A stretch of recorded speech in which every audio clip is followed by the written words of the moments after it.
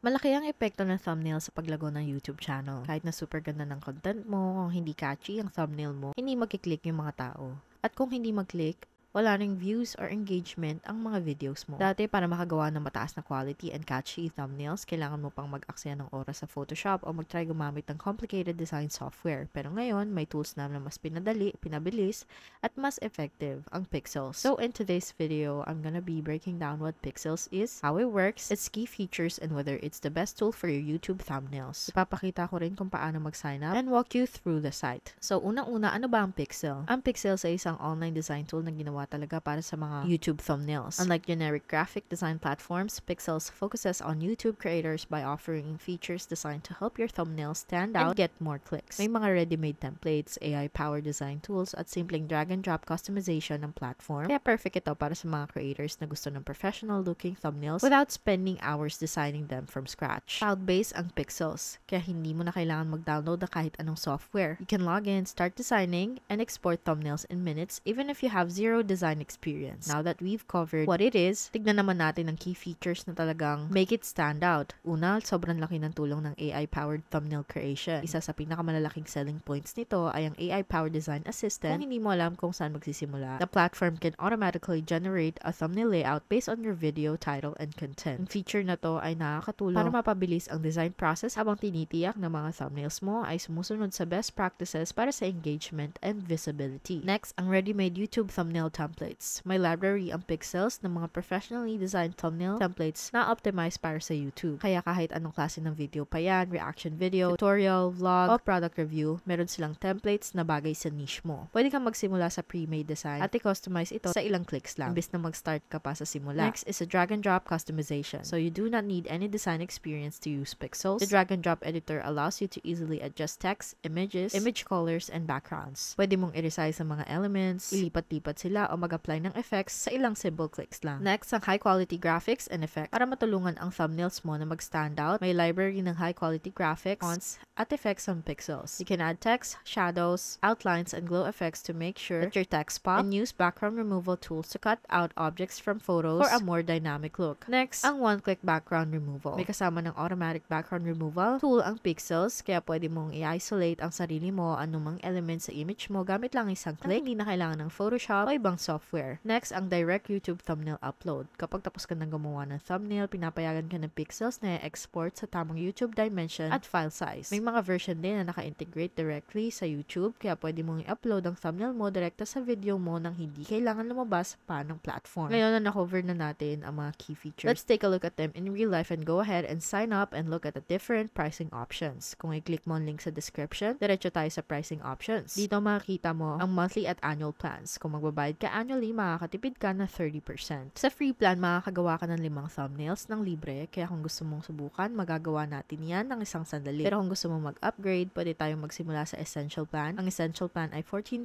lang kada buwan, pero binibill tayo annually. Kung gusto mong magbayad monthly, medyo mataas lang ng konti. Sa essential plan, makakuha ka ng 24 credits, isang thumbnail, ay nagkakahalaga ng 10 credits para may idea ka. Ang isang title naman ay 3 credits. Gumagana ito sa kahit anong language at makakuha ka rin ng thumbnail generator. Next, ang premium plan, at ito ang pinaka-popular. Kaya $28 siya kada buwan kung annual billing. At kung gusto mo magbayad monthly, $40. Sa plan na to, makakuha ka ng 18,000 credits. It works in any language, thumbnail generator, thumbnail creations, thumbnail recreations, and the sketch to thumbnail feature. Malapit nang dumating ang thumbnail enhancer. Makakuha ka rin ng face swap at edit, pati na rin ang thumbnail at title generator. Next, ang ultimate plan, at ito ay $56 per month kung annual billing. Kung gusto mo magbayad ng monthly, $80 siya. Makakuha ka ng 54,000 credits. It works in any language thumbnail generator, pretty much everything you get with the premium plan, but you also get all generations to remain private and early access to new features. Okay, so talagang may plan para sa lahat. Depende sa kung gaano kadalas mag-post, talagang sulit tignan yan. At ulitin ko, makakagawa ka ng unang 5 thumbnails mo ng libre. Isa pang paraan para makakuha ng discount, pwede mong isave ang 50% sa unang buwan kung gagamitin mo ang code na StartupWise. Para makakuha ng 50% off sa unang buwan, siguraduhin mong nasa monthly plans ka. Pumunta ka lang sa subscribe at ilagay ang ang StartupWise na code at automatic itong ma-apply sa checkout. Kaya siguraduhin gamitin mo yung discount code para makapag-save. Sige, tignan natin ang site. Kung hindi mo tinitignan ng plans, pwede ka mag-click sa try for free o kung nandyan ka na sa plans, pwede mo ring i-click agad. So, i-click na natin ang try for free. Mag-login tayo gamit ang Google. Piliin ko ang Google account ko. So, pwede mong i-type kung anong gusto mong gawin dito at i-click ang generate o pwede mo ring i-recreate. Gagawin ko na lang na i-recreate ang isa sa mga thumbnails ko. Pumunta tayo sa channel ko. Medyo okay naman siya pero tignan natin kung paano niya i-recreate. What changes would you like to make? Gawin siya mas old school at mag-stand out pa. Tignan natin kung ano mangyayari. Ayos. So, dito makikita mo at uulitin ko, ito ay isang starting point pa lang. Ang kailangan natin gawin ay i-edit ang text para mag-fit sa kung anong pinag-uusapan natin. Pero tignan natin kung anong sinasabi ngayon. Okay. Like we wanna definitely edit it to match what we're talking about, but here it is. Just a great starting point. Now, gumawa tayo ng isa mula sa simula. Subukan natin. Isang babae na lumalangoy sa dagat at nag-uusap tungkol sa body positivity, happiness, and freedom. Let's see what happens. Hindi pa siya perfect, pero sobrang ganda ng starting point. Ngayon, pwede natin i-edit to. Anong gusto mong baguhin? Gawing 30 years old yung babae. So, yun, makikita mo na kung paano to gumagana. Pwede mong i-adjust at habang ina-adjust mo, kumukonsumo ka ng credits. Pero, ang ganda talaga ng starting point. Hindi ka na lang nakatingin sa isang blank canvas na iniisip, ano kayang ilalagay ko sa thumbnail ko? Ngayon, napag-usapan na natin ng mga key features at nakita mo na kung paano ito ginagawa. Na naman natin ng mga pros at cons. Ang Pixels ay ginawa talaga para sa mga YouTube creators. Ibig sabihin, lahat ng features nito ay nakatutok sa pagtulong para gumawa ng thumbnails, makakuha ng mas maraming clicks and engagement. Ang AI-powered tools at ready-made templates ng platform ay nagpapadali sa paggamit kahit na para sa mga beginners. Kaya naman, imbis na mag-aksaya ka ng oras sa pag-design ng thumbnail, makakagawa ka ng professional-looking image ng ilang minuto lang gamit ang high-quality graphics, effects, and text customization. Binibigyan ka ng Pixels ng lahat ng tools na kailangan mo para makagawa ng thumbnails na talaga makakuha ng attention. Isa pang malaking benefit ay online lahat, kaya hindi mo kailangan mag-download o mag-install ng anumang software. Pwede ka mag-login mula sa kahit anong device at magsimula mag-design agad. One downside is that Pixels is a paid tool. Kung naghahanap ka ng totally free option, baka hindi ito ang pinakabagay para sa'yo. The best features are definitely locked behind a subscription. Isa pang potential na limitation ay nakafocus lang siya sa YouTube thumbnails. Ibig sabihin kung kailangan mong gumawa ng graphic para sa ibang platforms tulad ng Instagram o Facebook, kailangan mo pa rin ng ibang design tool. Panghuli, dahil hindi laging perfect ang AI-generated thumbnails, baka kailangan mo pa rin gumawa ng manual adjustments para magmukhang eksakto ang design ayon sa gusto mo. Kung gusto mong lumagawa ang YouTube channel mo, ang pagkakaroon ng eye-catching thumbnails ay hindi lang basta nice to have, talagang kailangan. With Pixels, you don't need to be a design pro to make thumbnails that stand out. Its AI-powered tools really help you create high-quality thumbnails quickly and easily without the headache of complicated design software. Kahit na kailangan ng subscription, ang oras at effort na nasisave mo kumpara sa paggawa mula sa simula ay talagang makes it worth considering, lalo na kung gusto mong mapabuti ang click-through rate at performance ng videos mo. Kung interested kang subukan sila, iniwan ko ang link sa description sa baba at huwag kalimutan gamitin ng StartupWise sa checkout para makasave ng 50% sa unang buwan mo. That wraps up this review. Kung nagamit mo na to before, i-share mo sa comments kung sa tingin mo ay worth it siya. And if you found this video helpful, don't forget to like and subscribe to the channel and leave any comments or questions below. Would absolutely love to hear from you. Maraming salamat sa panonood at kita-kita tayo sa susunod.